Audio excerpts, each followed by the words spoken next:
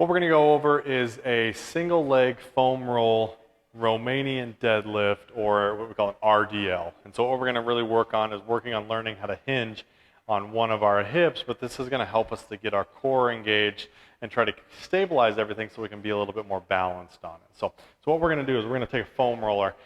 We can use like a dowel or a golf club or anything like that. I think the foam roller works best for this because it's going to give you something good to hook your toe on and your hand. So what we'll do is I'm going to put this foam roller right on the top side of my foot, and then I'm going to kind of mash it down onto the top of my foot with that same hand. Okay, so from here we're going to slightly bend this other knee here, so it's going to be slightly bent, and we're going to work on hinging at the hip. And so when I go down, I want to make sure that I'm pushing down on this foam roller as I pull up with my toes.